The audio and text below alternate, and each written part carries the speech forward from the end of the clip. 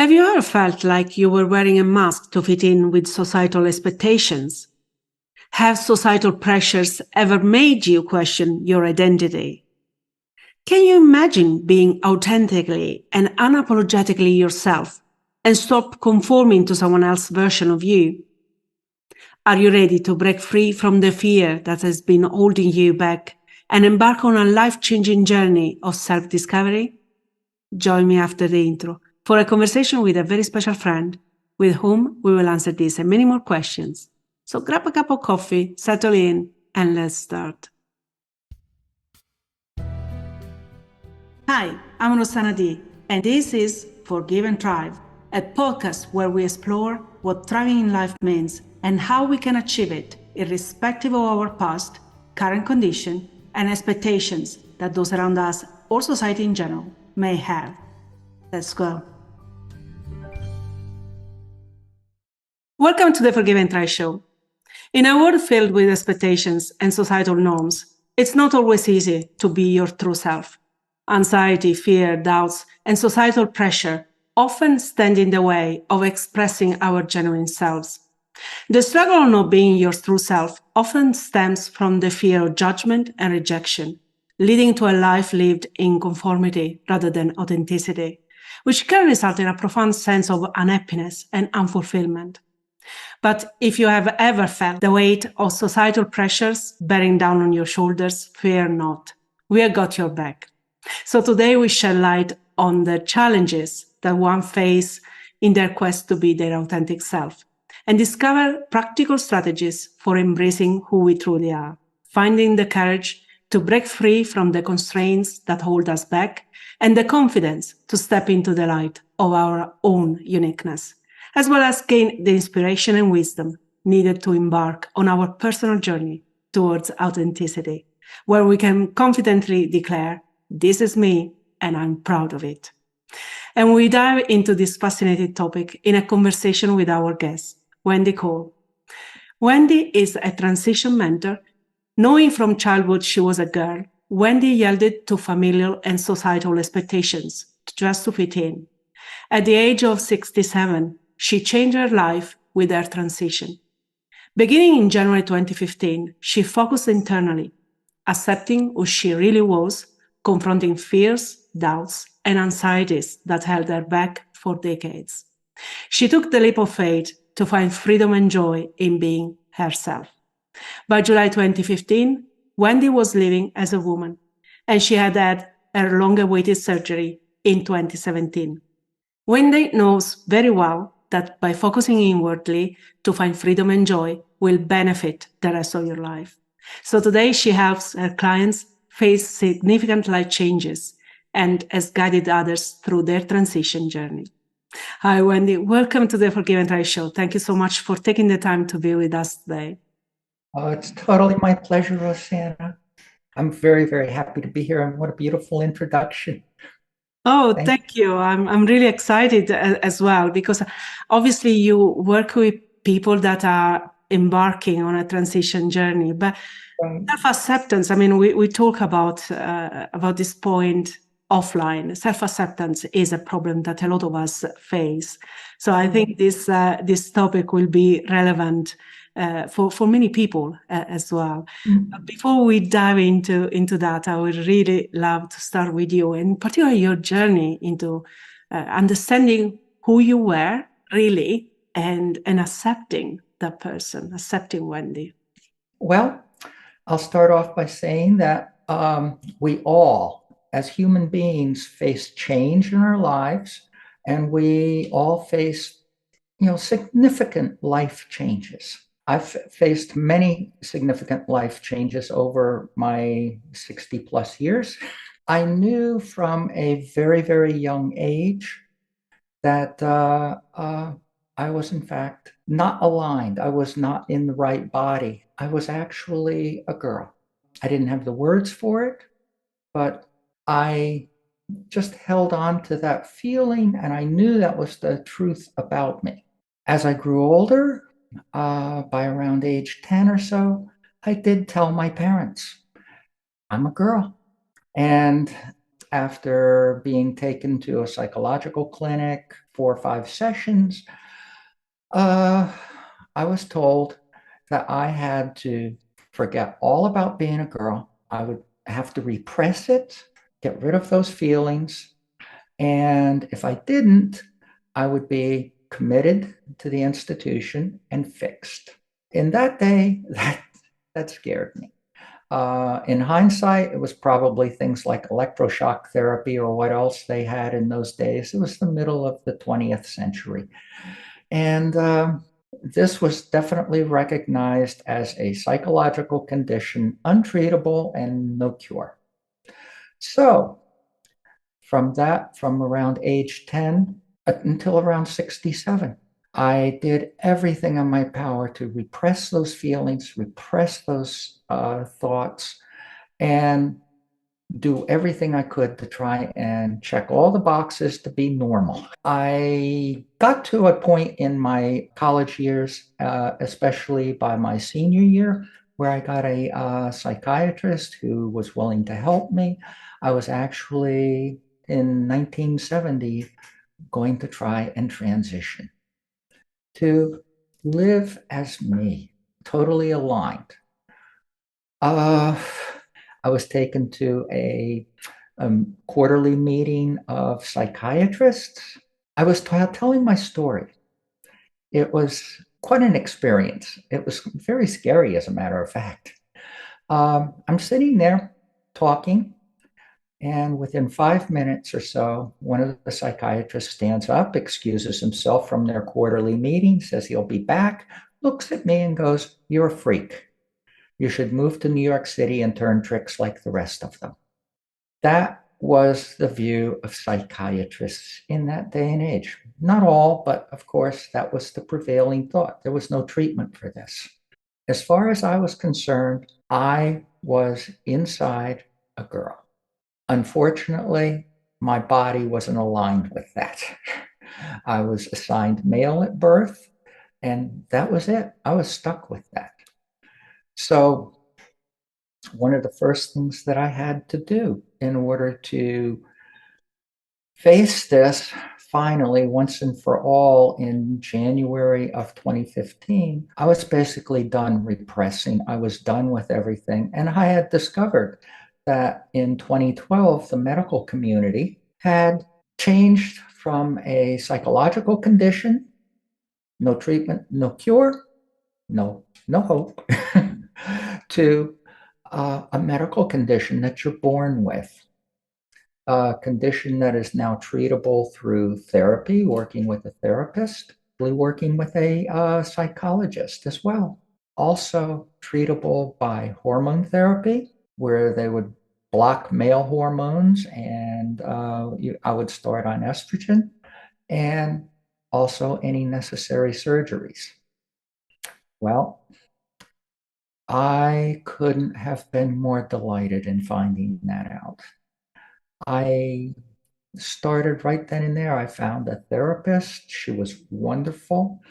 One of the things I came to realize, and this is true of everybody facing any kind of a significant life change, mine happens to be a little bit more profound than many. It's changing your gender, changing your sex. But once that was done, I have never felt happier, more aligned, and more authentic. The first thing I focused on was getting back into mindfulness and trying to overcome all the thoughts, all the emotions, and everything that I had as a result of repressing this for years. And the repression was not that easy to get rid of. That was a lifelong habit. And I had like everyone has, thousands of thoughts go through your mind every day. Without fail, you have thousands of these thoughts. And usually from day to day, they're the same thoughts, and they reinforce one another. And the vast majority of these thoughts, consciously and subconsciously, are not helpful. They're designed to keep us in place, help us avoid change, because that's scary. So I had to overcome all of that. And through mindfulness, meditation, I did some journaling. In fact, I did a lot of journaling. And one of the things that I learned from journaling, and one of the things that I find a lot of people do skip, the step they skip, is I was going back like 3, 4, 5 days later, reading what I wrote. And I'm going, oh my God, I thought that. Oh my God, I felt that way. I don't want to feel that way anymore.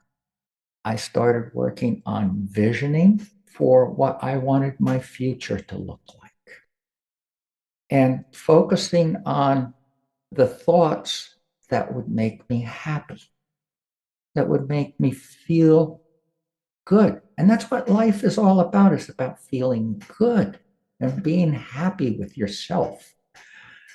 And it actually worked out very, very quickly for me. I got into a place where I could see there was possibility. And that's what life is for all of us, is possibilities. The thing that block us from achieving those possibilities or even seeing them is the beliefs that we hold.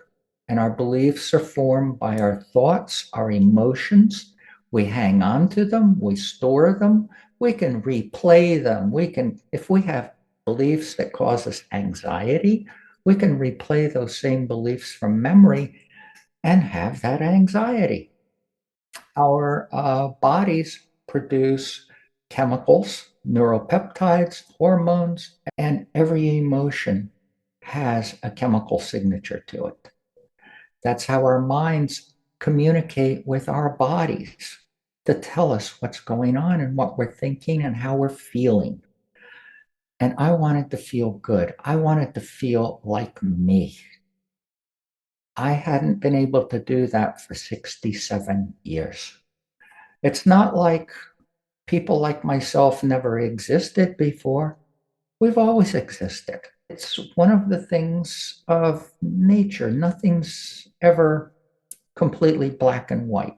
The thing of it is by our societal norms and standards, starting with your parents, through school, and into your work life, all of that, you're told certain ways of behaving, certain things that you have to do.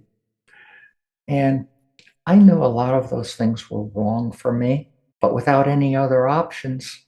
And one of the things I'd heard at age 10 and then again in my early 20s was, well, a career, a wife, a house, a family. You'll forget all about being a girl. No, it doesn't work that way. This is an internal way in which my brain developed as female, my body unfortunately developed as male. And that's how I was stuck.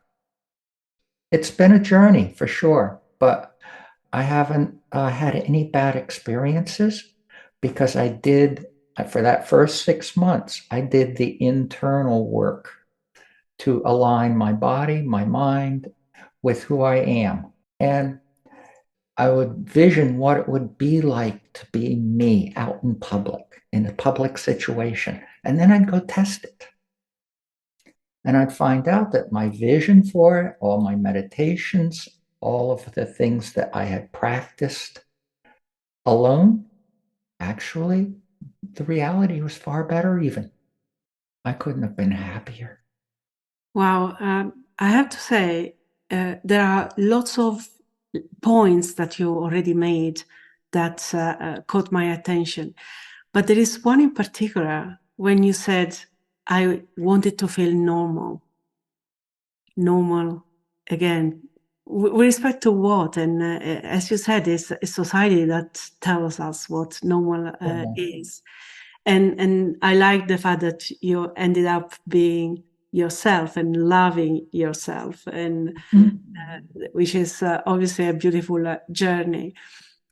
Wendy, I believe that when there is this mismatch between biological sex and the gender identity that we have and we feel that we have is called gender dysphoria. And perhaps not everybody knows what exactly entitles to. So can we do a little bit of a step back and explain really Sure. what it means? Because a lot of people, again, might not have that understanding and might just say, oh, perhaps you are freak or whatever. They Mhm. might have this very demeaning way of thinking about this medical condition and on the other hand, there might be people that might have some of the symptoms, but they cannot name them. Mhm. They don't know enough. So can we, for example, say what it means really living with this condition? That's a really good question. And one of the things I'm going to start off with in answering it is I prefer the term alignment over dysphoria. Even even people within the medical community get confused as to what that really is like, what that means. The best way I've ever found to describe it as is an alignment between what's in your mind and your being, your heart, your mind, your body. When those are out of alignment, in whatever degree, and people can have this alignment mismatch in very subtle degrees. Mine was pretty much to the extreme because I knew who I was and I knew that I enjoyed playing with girls and I felt more comfortable as I was older with women rather than with men. Some people don't have it to that same degree. They haven't been able to identify it. The term dysphoria just clouds that. It's an alignment between your mind, your body, and your heart as to who you truly are. Like with everything, it's not black and white. It can be a spectrum of issues. There are people in the transgender community who just enjoy cross-dressing, and they do that occasionally. They don't necessarily want to be women, but occasionally they enjoy that escape, that feeling, and there's nothing wrong with that. A lot of people judge it negatively and don't understand it. But when it comes right down to it, they're doing what they need to do to make themselves happy, to relieve this misalignment that they have. They don't need to take it all the way like I did, but they need to do something for themselves. That's the conclusions that I came to living this. And you just mentioned that growing up for you, it was easier to play with girls and Mhm. not with boys. So, how was the relationship with the other kids and or teens, perhaps, when they start to learn and they are more conditioned by societal pressure and what others may think? So, how was growing up? My first gender experience, which I didn't know was a gender experience, was with my father. I was quite young, and my favorite toy was my dolly. I don't know where Dolly came from or who gave Dolly to me, but that was my favorite. I held Dolly all the time. When my mother took me to go meet her friends, my mother's friends all had daughters. Very few boys were in my life at that time.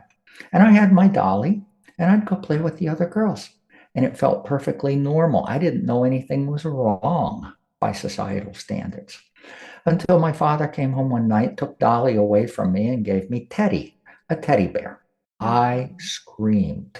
I actually found scissors the next day and I cut up Teddy. I didn't want anything to do with Teddy. My father came home with another teddy bear. I got the usual spanking and told, this is your toy. That's it. Fast forward to later on in, still under 10 or somewhere in that ballpark. And I'd be playing with girls. They wanted to do my nails. Well, I liked that. And it was fun. And then I'd have to be told we're going home. So I'd work real hard to get it all off. In high school, I absolutely was enthralled with the cheerleaders. Long, straight, blonde hair, beautiful girls. Loved the way they dressed. Loved the Keds sneakers that they all wore at the time. I wasn't attracted to them in a male-female way. I wanted to be them. This never goes away. I had it day in, day out, my entire life. I knew I was different. That experience in 1970, that told me that it was all hopeless. And basically, that psychiatrist who told me to move to New York City was right. I couldn't do this at that point in time and be part of society. I would have to be living in either New York City, Manhattan, or San Francisco and live underground. Definitely not part of society. No career, no anything normal, quote unquote, as to what we define as normal in society. And that would have been it. And I do know that there were quite a number of people that did that. I just started repressing it again from that 1970 experience on. It was full repression. That takes a toll on a person. I couldn't have been more miserable, more unhappy, more anxiety ridden. I tried marriage, I tried the family, I tried. That's another thing I lived with until 2015 is guilt. Guilt for having married her, guilt for having had a family, and knowing how I really feel inside. And knowing that large part of the motivation for doing this was to check off the boxes that said, hey, I'm normal. I finally wound up telling my wife I expected to be divorced for her own reasons. We weren't. And as long as I didn't do anything about this, we would stay together. I was told a few days later that if I wanted to and if it would help me and help relieve the stress, I could cross dress. But I would have to be in private, never leave the house, and no one else could know, and I could never tell anyone. I figured, oh, well, let's try it. Long story short, I hated it. Main reason, after I was done doing it, I had to get undressed and put it all away. I couldn't be me, and that was a constant reminder of who I was. So from the time around late 1970s until 2015, I hadn't cross-dressed. I hadn't done anything. I hadn't even investigated or looked into whether or not anything had ever changed. I knew it was pointless. It was just something I couldn't go through anymore. I just needed to focus on repressing this and focus on trying to make a life somewhat livable. I needed distractions. I had a successful career. I was really good at tech, and I could immerse myself for hours and hours in all my technological world. The other thing that was a big distraction for me was finished carpentry and cabinet making. I had a wood shop, I had professional tools and everything, and I was really good at it. Did I enjoy it at that point? Yes. Do I want to do it now? Now that I'm aligned and now that I'm living truly as myself? No. I can, but I choose not to. I just don't want to do that anymore. I think part of the thing too is in my self-awareness and introspection on it. I think I have it associated with that time in my life where I was using it as a means to help me repress who I am. Escapism. Mm-hmm. A lot of addictions as well often starts as a way to Oh, well, the thing that I did, and finally my wife suggested that I see a psychiatrist, only I couldn't tell the psychiatrist what was going on. She was afraid that it would get out. I had had very negative experiences talking with psychiatrists in the past, so I wasn't about to tell anyone. But I would go to them and say, I have anxiety, depression, I'm angry at times, I can't sleep, I can't wake up.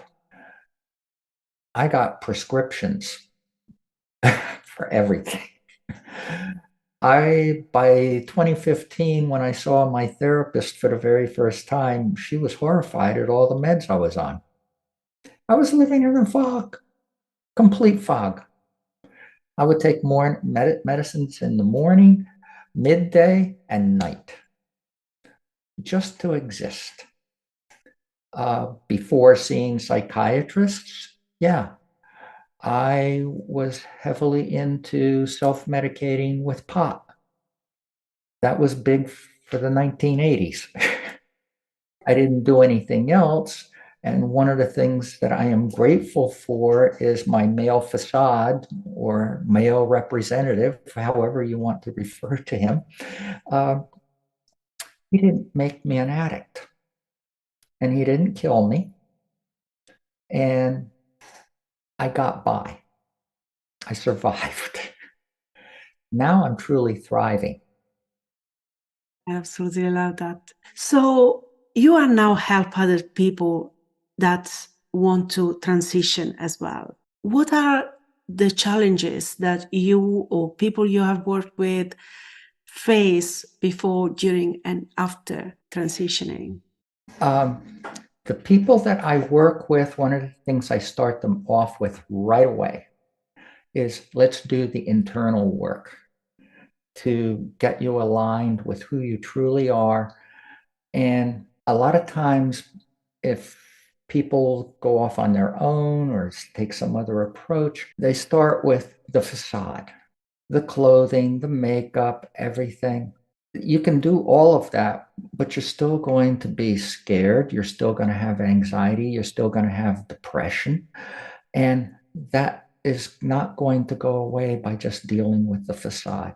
You have to do the internal work to align who you are with what you are. Then you can go forward. I found true joy in being me from day one. It was just so freeing. I no longer had to hide anything. One of the first things I did was go grocery shopping. And the first place I signed my name was for the store discount card. It was wonderful. I wound up working in that store as a cashier for 3 years. I know for a fact that nobody knew I had transitioned.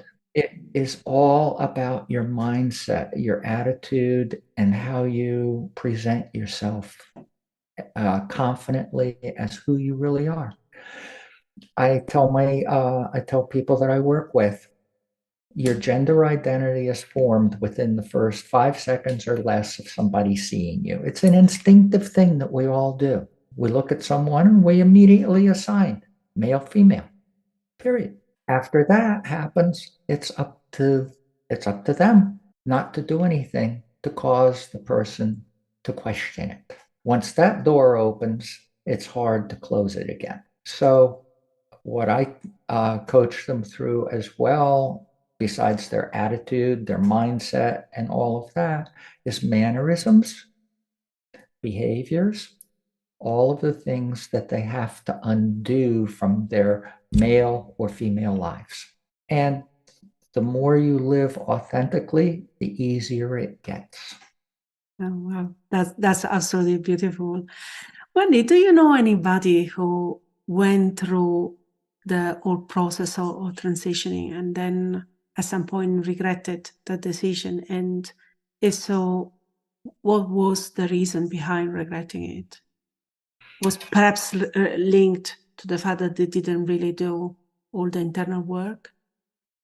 I have never met or known of anybody who has regretted doing this. I really feel very strongly that if someone does regret doing this, it's because it wasn't real in the first place. And for some reason, they slipped through the cracks and did it. The World Professional Association for Transgender Health, WPATH, has set very, very definite guidelines and standards for screening people as to whether or not they are truly a fit for this type of transition. Yes, it's more than a job change, a career change, moving to a new location. These are all life changes as well. This is more profound. You have to adjust what's going on in your mind in order to go through it. According to the standards, we're all supposed to have therapists. Technically, no surgeon is supposed to work with you if you haven't had at least a year of therapy or more. A therapist will help you unpack all your baggage from your past. Mine helped me get past my guilt, doubts, and everything else that I had experienced through all those decades of repressing who I truly am. And I was able to go forward. I do call it growing forward and thriving, because once you are aligned, once you know who you are, I even found the purpose in doing this. I found when I was volunteering at NYU, I found that I loved helping people who are going through this. I absolutely love everything that you're mentioning here. And you mentioned a critical, pivotal word for me, which is thrive. And, thrive is half of this podcast. The other half is forgive. You mentioned already, you develop a lot of emotions going through the process from regret of everything that you put yourself through just to conform to whatever society was telling you, to staying in the male version of yourself for that long. So all these emotions that came through. And I wanted to ask you about forgiveness and what you think about that. And was it part of your process to get to thrive again? Oh, absolutely, Rosanna. Absolutely. One of the first things I had to struggle with and forgive was my parents, and specifically my father. My father desperately wanted a son and went to great lengths to have a son. I was part of a second family. And at the time, my mother didn't know he was still married. And it stayed like that for 8 years. He had a daughter, which my mother knew about. He had a wife, which my mother knew about. But she assumed or thought erroneously that they were divorced, and they weren't. My father had attempted, before I was born, to have a son with his first wife. That didn't work out. That resulted in another daughter. She was born exactly 1 year before I was. So once he finally had a son with my mother, that's when he stayed with her. None of this really came out. And in fact, I didn't know I had a second half sister until his funeral in 2001. I met my second half sister, my father's graveside. At that point, this was 2001, I despised my father, despised him for the hypocrisy of telling me, you would hate being a woman. Women are second-class citizens. Women don't get to do anything. They stay home, they raise kids, that's it. That's my father's world. That's how that was from his time. He was born in 1918. He was a commander in a lieutenant commander in the Second World War in the Navy. He had a very structured, very conservative upbringing, very conservative life.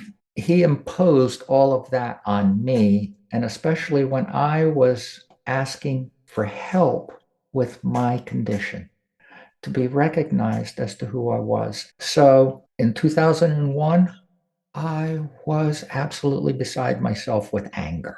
After going through everything I've gone through, after living for a number of years authentically, and I'm doing a lot of introspection and thinking about things, I've forgiven both of them. I would have loved for them to see this. And even my ex-wife told me several times that she thought my mother would have loved to have had a daughter by comments that she made to her. I really do believe that she probably would have been very accepting. I don't think my father would have been, but we'll never know. But yes, I've forgiven both of them. I have, at one point, I thought, okay, why didn't I just suck it up, move to New York City, and be who I wanted to be and be who I knew I was? Why didn't I just do that? And I've talked with a number of other people that have gone through that same process, people who are my age or, even down into who are currently now in their late 40s and 50s. Yeah, it said to me, we didn't transition either because we wanted to remain part of society. So I've forgiven myself for making that decision and just suffering through, because literally that's what I did. I suffered through this.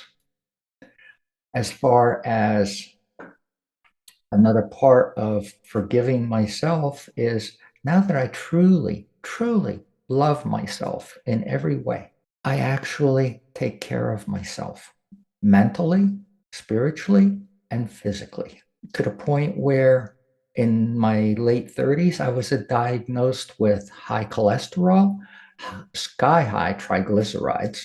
My blood work was atrocious, and I was type 2 diabetic. Also, by 2015, when I started this whole process, I was also 70 pounds heavier. I lost that weight, and now my blood work comes back perfect all the time. Triglycerides are in the basement. Everything comes back normal. And I'm no longer type 2 diabetic because of all of that. My doctor would look at me and he goes, Wendy, what do you attribute this huge change in your health to? And I said, it starts with being happy. Everything starts with being happy, feeling good about yourself, about life and who you are. So yes, all of the things that I did to my male representative, as it were, or my parents, or the psychiatrist who called me a freak, all of that. Yes, I forgive it all because it's just a product of the times and what I had to go through. Mm. Oh, that's beautiful. And you mentioned there are 2 points actually from what you just mentioned that caught my attention. One was the relationship with your parents, and in particular your mother, and how the whole learning about who you really were was considered. So what sort of advice would you give to parents today that perhaps notice something in their children? And then I want to go into the society point of view, if you're okay. But let's start with that. What advice would you give to parents today on that notice something in their children and on what to do and what not to do? The first thing I would tell parents, if your son or daughter comes up to you and says they're a boy or a girl, believe them. That is a very, very difficult thing for a child, even a teenager, to say to a parent. It's not easy, it's not fun, and it's not something that a boy or a girl will make up just to have fun with. So when they say that, believe them. The second thing I would tell them to do is educate yourselves. Talk to somebody. I'm more than happy to talk to parents and explain to them what this is all about. My life is a classic example of what not to do. Is conforming basically to what society has been telling us, right? Mm-hmm. So I love that. Then let's talk about society, because obviously when you started showing off and telling people I'm not a male, I'm a female, I'm a girl, you mentioned it was a completely different society, and I would argue that perhaps some steps forward have been made in that sense.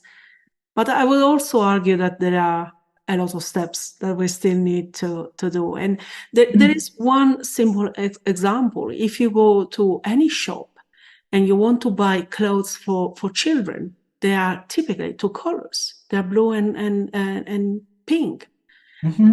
And so there is a very clear sort of societal pressure to conform with either of these categories. So what is your feeling about the society we live today? Where are we as a society?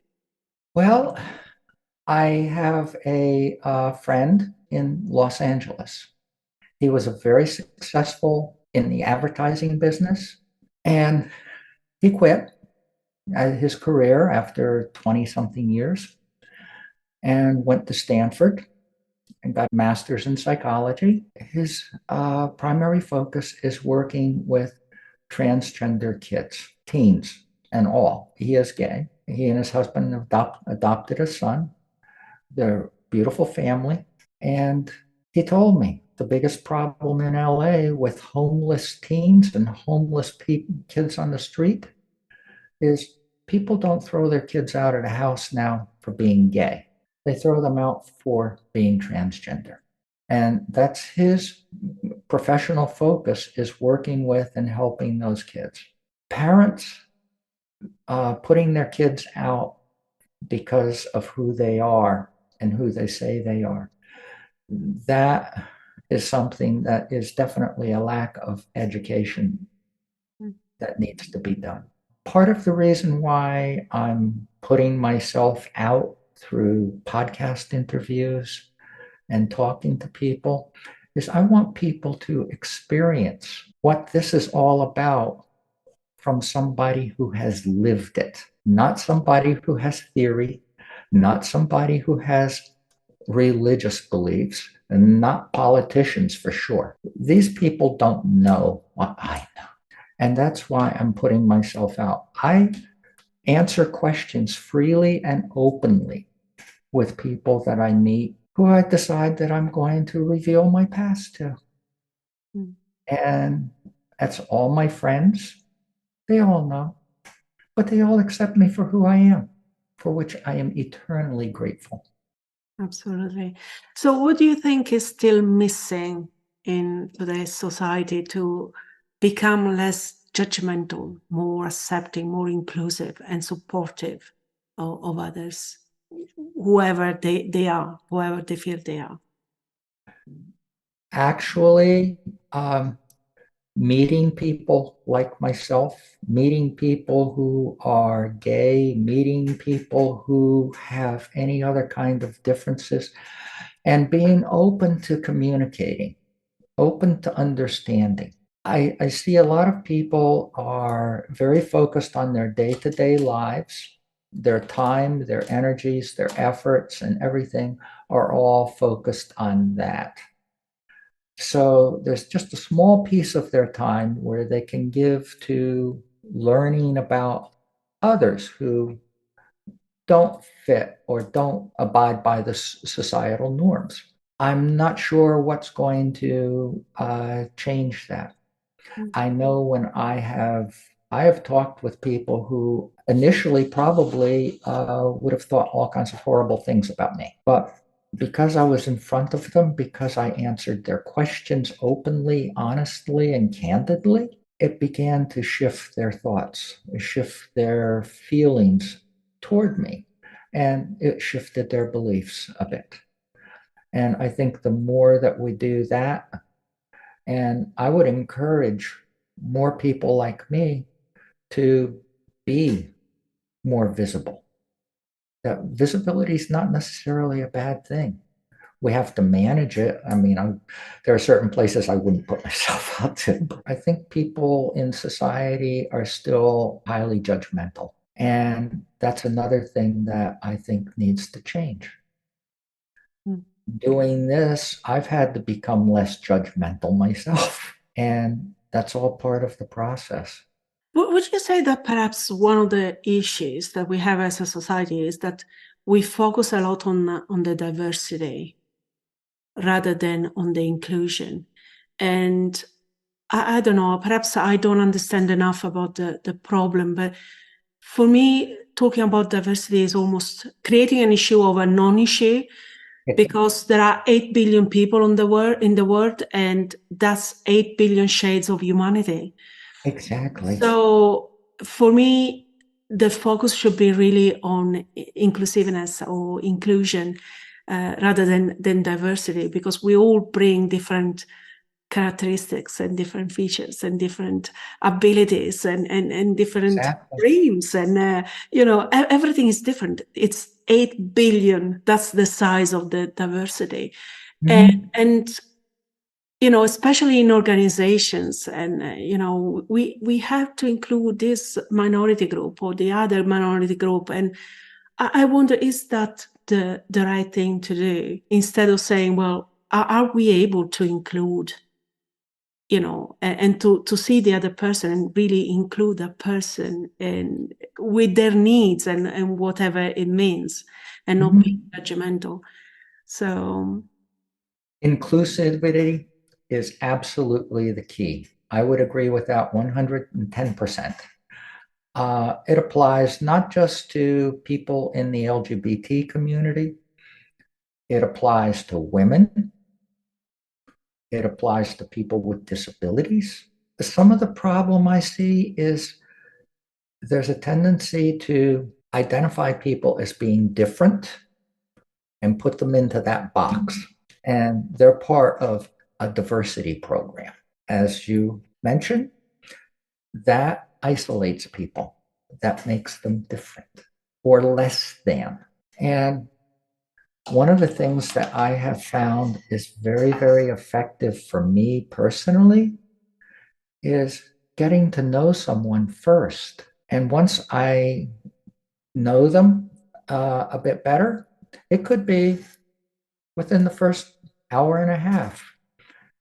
I did that with two of my very good friends, a very nice couple, Gary and Linda. We were talking. I was being social at a bar one night, and they were having dinner at the bar. I was doing my dinner thing at the bar, and we started talking. And about an hour and a half into the conversation, it got very complicated, juggling pronouns, juggling genders, and trying to explain my past life. So I just said, no, here, I've got something to tell you. I told them. I didn't know how that would go. It went great. We had a whole conversation. We wound up closing the restaurant that night. beautiful. I've been friends with them ever since. But because I really believe this, because people have the opportunity to get to know me first and see that I'm a person. That's when they can actually get to a point of saying, oh, okay, I get her. I like her. And yeah, we're going to be friends. Absolutely. I love that. Wendy, I'm aware of the time. So just to finish on this main topic, what is the single most valuable piece of advice that you would like to offer to anybody who is struggling with accepting themselves or realizing that they are living a life that is not aligned? with who they really are? First and foremost, absolutely learn to embrace change and focus on you. Become very selfish on you and work on your alignment, work on your inner thoughts, all those negative thoughts that you have every day, all of those, work on blocking them. Substitute those thoughts with supportive, positive thoughts that you believe. You can't live outside your beliefs. So change your beliefs so that they're supporting you, and you will move forward in life and thrive, regardless of who you are, male, female, or anything else. That's absolutely beautiful. Now, getting back to you, what are you working on or planning for? Is there anything else that you want to share with us about the work you do? Actually, I have started working on my book, Oh, beautiful. and it's going to be a book. My life story is going to be the undercurrent through all the chapters. And I'm going to talk about through each chapter things that I've learned and what I've done and how I've been able to grow forward. I think a lot of people will find that very beneficial. And I'm not just talking about those that will like to transition, Everything, but everything, everybody, yeah. yeah, everything I've gone through and done has universal application. It applies to everyone. So if our listeners would like to get in touch with you or know more about you, where they can find you? WendyColeGTM.net/connect. That's WendyColeGTM.net/connect. Subscribe to my newsletter. They can schedule time with me, send me a personal note just by going to that link. And of course, you have my website and other ways, but that's the main way I would advise initially. And I'm more than happy to talk with anybody. Fantastic. And as always, we will put all the links in the description of today's episode, so everybody can find you on the other side. Wendy, very final question. If there was one take-home message that you would like everybody to remember from this conversation, what that would be? Be yourself and just be the best you can be, and you will thrive. Wow, that's absolutely beautiful. Well, as we wrap up this extraordinary episode, I hope you are feeling as inspired and empowered as I am. We have journeyed through the tangled forests and fear, self-doubt, and societal pressure, and we have emerged with a newfound understanding of what it means to be authentic. Although authenticity isn't necessarily a destination, it's a voyage worth embracing. And I want to leave you with an inspiring quote from Ralph Waldo Emerson, who said, "To be yourself in a world that is constantly trying to make you something else is the greatest accomplishment." Wendy, thank you so much for accepting our invitation, first and foremost, and then for sharing so much about your life and your mission with us. I think it's timely, first of all, that we talk about these topics openly, but also that we recognize that when we struggle with ourselves and being in alignment, as you said, our life doesn't really make sense anymore. So thank you very much. Thank you for having me, and I thoroughly enjoyed our conversation and being with you. Me too. Thank you. Well, we would love to know what you think about this topic. Are you living your authentic life, or one that meets others' expectations but doesn't align with who you know you are? Well, hopefully this episode has inspired you that you can find and live in alignment and authenticity wherever you are. Let us know about your journey. Also, don't forget to check Wendy's website and to follow her on social media. You will find, as usual, all the links in the description of today's episode. Hopefully not, but if you have been affected in any way by the topic we discussed today, as always, I invite you to seek professional help. Join me next time when we will continue exploring inspiring and challenging situations. Because remember, we are together in this journey. Thanks for watching. If you enjoy this content, subscribe to our channel and don't forget to hit the notification bell and like this video. See you in the next one.